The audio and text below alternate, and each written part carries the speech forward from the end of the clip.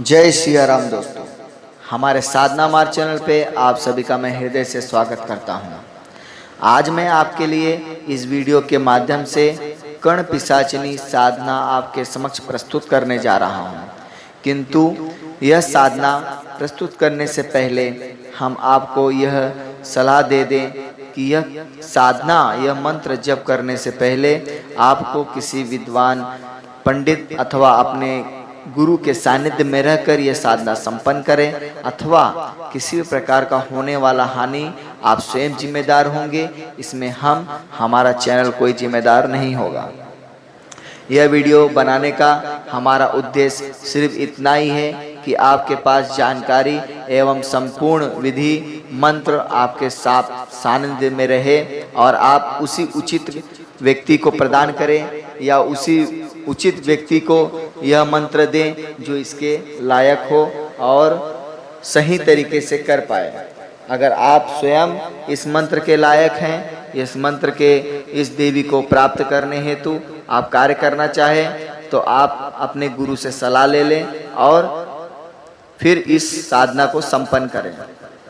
तो चलिए हम इस वीडियो को प्रारंभ करते हैं। किंतु प्रारंभ करने से पहले एक और सूचना आपको दे दें कि यह देवी एक पिशाचिनी योनि की महान शक्ति माँ के रूप में प्रसिद्ध है। माँ कर्ण माता, जैसे माँ कर्ण मातंगी देवी है, उसी प्रकार यह माँ कर्ण पिशाचिनी है। जिसी प्रकार कर्ण वार्ताली देवी है, कर्ण वीर हैं, कर्ण पिशाच है, उसी प्रकार कर्ण पिशाचिनी है। बहुत से देवी हैं, देव हैं जो पिशाच के रूप में भगवान शिव भी हैं, पिशाच के रूप में भगवान गणपति भी हैं और पिशाच के रूप में माँ कर्ण मातंगी भी है। ऐसे बहुत से शक्तियाँ हैं जो पिशाच के रूप में उपस्थित हैं। तो चलिए हम माँ कर्ण मातंगी से संबंधित माँ कर्ण पिशाचिनी के बारे में संपूर्ण जानकारी ले लें। यह देवी स्वर्ग से बहिष्कारित की गई देवी है जो स्वर्ग में निवास नहीं करती और यह मृत्यु लोक में रहकर अपने भक्तों को, अपने साधकों को मन इच्छित फल प्रदान करती है। उसके अपने भक्तों के, अपने साधकों के मन में आने वाले प्रश्नों का सही उत्तर अब उनके कान में वह देवी बता देती है। किसी भी प्रकार का प्रश्न किया गया, कोई भी साधक, तो यह देवी अपने भक्तों को, अपने साधकों को 100% वह उनके कान में बता देती है। अगर आप किसी के बारे में कुछ भी जानना चाहते हैं तो वह देवी आपके कर्ण के माध्यम से उनका उत्तर, आपके पूछे गए प्रश्नों का उत्तर वह बता देगी। इतना तक कि सामने वाले साधक के मन में या उसका क्या नाम है या वह कौन से प्रश्न लेकर आया है, वह किस स्थान से आया है, यह सब बता देगी। इतना तक कि उस व्यक्ति के 7 जन्मों का पूरा चिट्ठा पोल खोल के आपके समक्ष रख देगी। इसके बाद अगर आप भविष्य के बारे में उस देवी से जानना चाहते हैं तो यह देवी सामने वाले व्यक्ति का भविष्य के बारे में 60 से 65% ही सत्य बताएगी। इसके बाद वह 40% या 35% वह सच नहीं बता पाए, क्योंकि यह एक पिशाचिनी कुल की शक्ति होती है और यह बीता हुआ कल या वर्तमान कल ही बता सकती है। यह इतना तक की बता सकती है कि अगर किसी व्यक्ति के घर के व्यक्ति ने अगर कोई धन गाड़ कर मर गया हो या धन गाड़ कर भूल गया हो या कोई व्यक्ति खो गया हो, तो यह देवी वह निश्चित स्थान बता देगी और वह खोए हुए व्यक्ति को स्थान बता देगी कि वह खोया हुआ व्यक्ति इस स्थान पर है। तो यह बहुत से काम आप यह देवी से करवा सकते हैं और काम निकाल सकते हैं। यह सिर्फ जानकारी हेतु आपके लिए मैं बनाया हूँ यह वीडियो। तो यह वीडियो को बहुत ध्यान पूर्वक देखिएगा। साधना करने से पहले 10 बार सोचिएगा, तभी यह साधना आप प्रारंभ करिएगा। अभी यह मैं आपको जानकारी बता दिया हूँ। अब यह साधना करने से पहले आपको इनके बारे में आप यह जान लीजिए कि यह पिशाचिनी देवी माँ के रूप में, देवी के रूप में आप इनको साध सकते हो।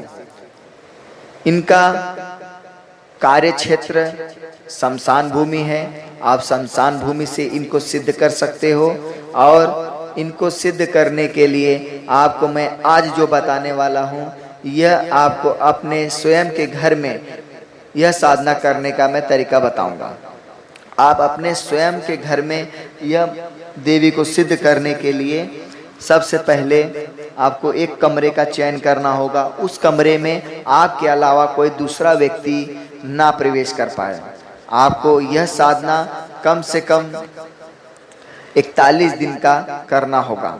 41 दिन का और 48 दिन का यह साधना होगा। मेरे हिसाब से आप अगर 48 दिन का साधना करोगे तो आपके लिए सर्वोत्तम होगा। उस कमरे में आप सिर्फ रात को प्रवेश करिएगा।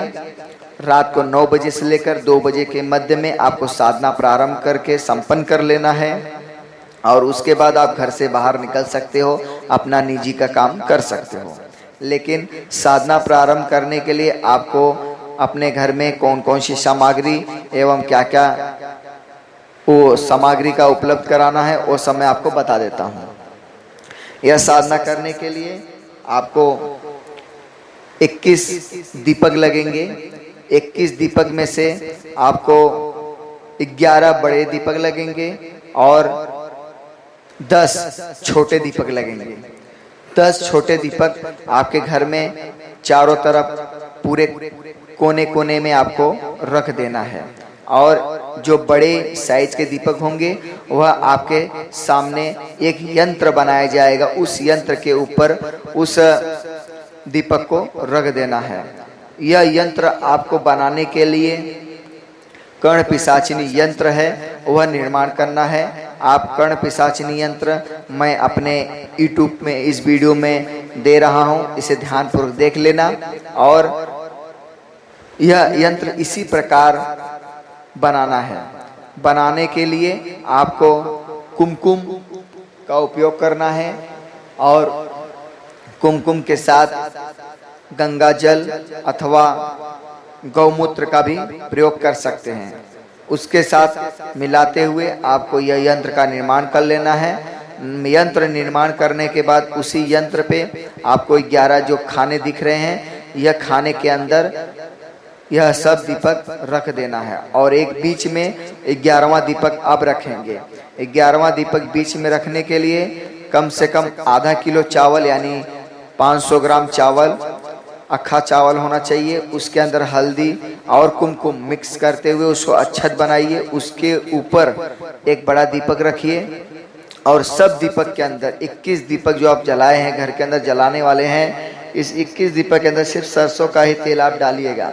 अब बीच में जो दीपक जलाएंगे उसमें भी आप सब में सरसों का तेल डालकर एक एक वाट का दीपक जलाइए और आपका सब दीपक बुझ जाएगा। लेकिन एक जो बीच का दीपक है वो बुझने ना पाए, क्योंकि ये जब साधना काल आपका में चालू हो पूरा 48 दिन का, वह 48 दिन में आपको जब साधना के लिए बैठे तो सब दीपक को जला दीजिए और उसके साथ साथ बीच का दीपक आपको 48 दिन तक जलना चाहिए अखंड ज्योत के रूप में। यह एक दीपक ना बुझने पाए और बाकी सब बुझ जाए तो चलेगा। यह बहुत ध्यान देने वाली बात है। इसके बाद आपको यह साधना बैठने के लिए स्थान के लिए आपको बैठने का स्थान कुशे का स्थान ले सकते हो और अगर वह कुशे का स्थान ना मिल पाए तो आप अपना खुद का जो कपड़ा पहने रहेंगे, जैसे लंगोट हो, लंगोट पहन रहे हो या लाल धोती पहन रहे हो, यह 2 चीज पहन के आप सिर्फ और सिर्फ जमीन पे भी बैठ सकते हैं। यह पहनने के बाद आपको सिर्फ नहाने के बाद अपने सर में बाल या अपने पूरे बदन में कोई तेल वगैरह नहीं लगाना है। सिर्फ लंगोट या लाल धोती पहनकर आपको नीचे जमीन पर या कुर्सी के आसन पर बैठ सकते हैं और आपके हाथ में मूंगे की माला होनी चाहिए, वो भी लाल मूंगे की माला होनी चाहिए। लाल मूंगे की माला से आपको यह मंत्र जपना है। यह मंत्र जपने के लिए आपको मैं आपको पहले मंत्र बता देता हूँ। यह मंत्र इस प्रकार है।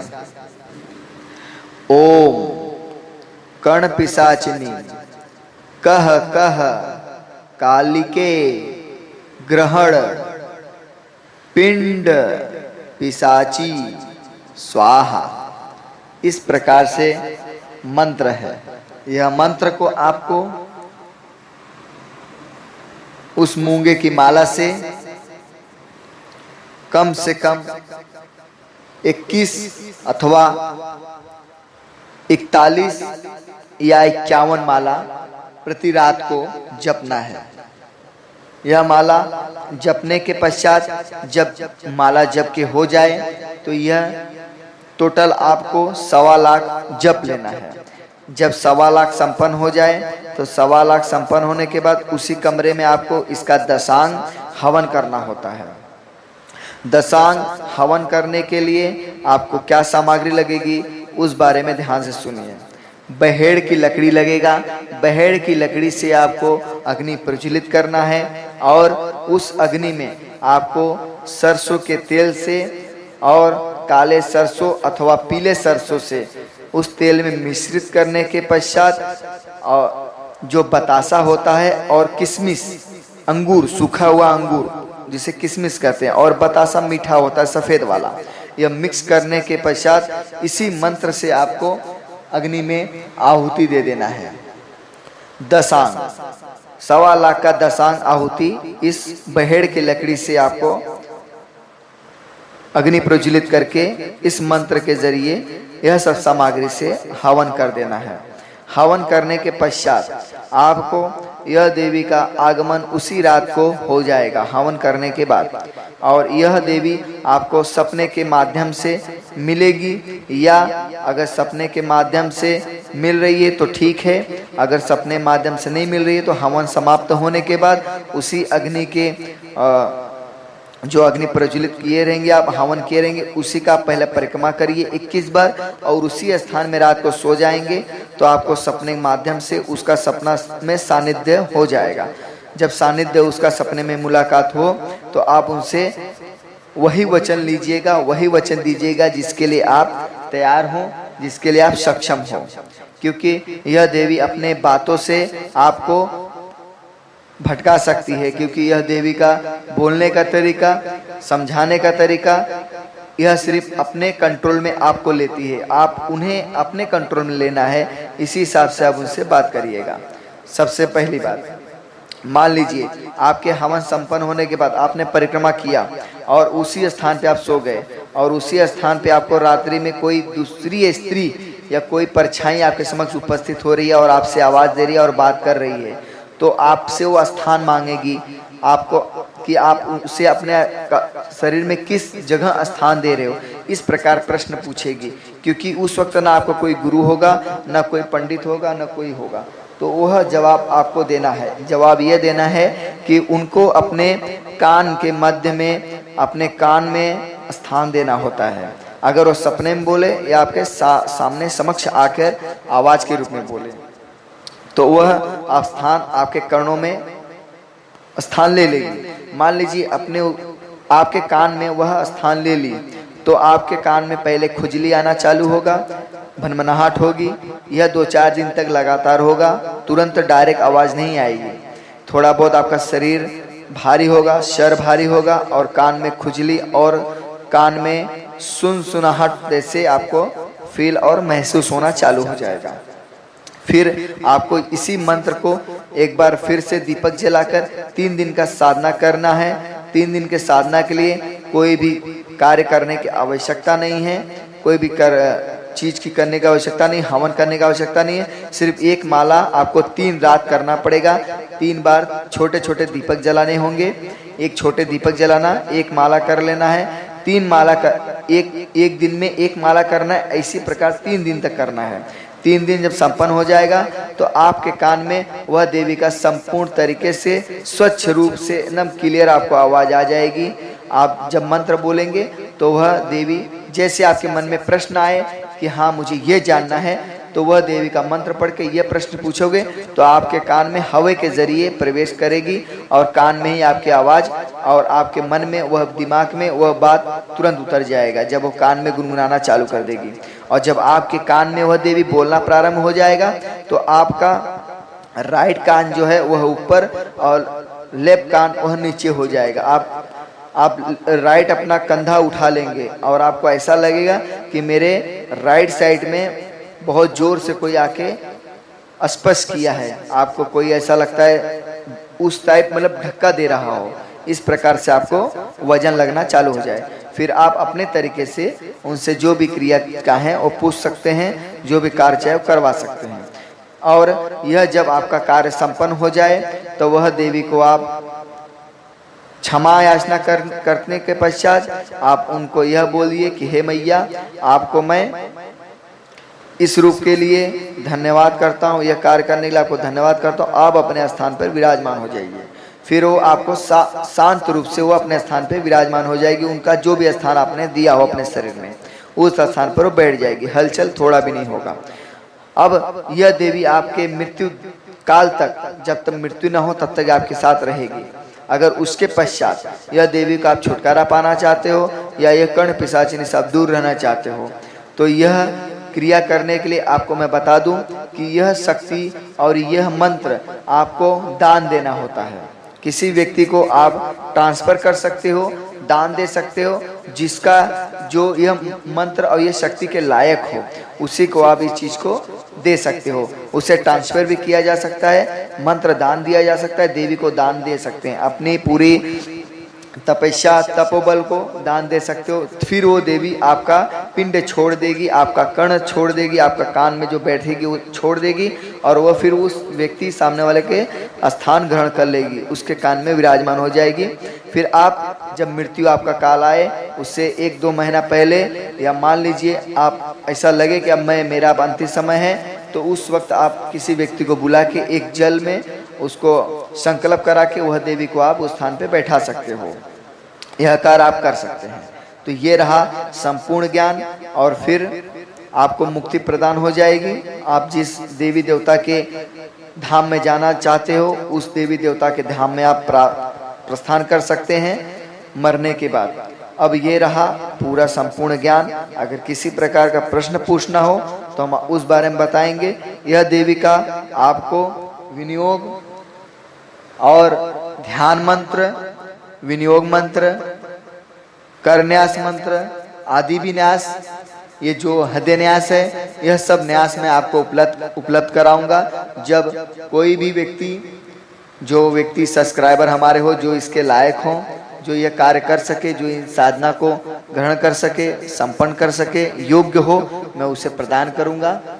तो अभी के लिए हम प्रस्थान करते हैं, मिलते हैं किसी और वीडियो के साथ। जय श्री राम, जय हनुमान।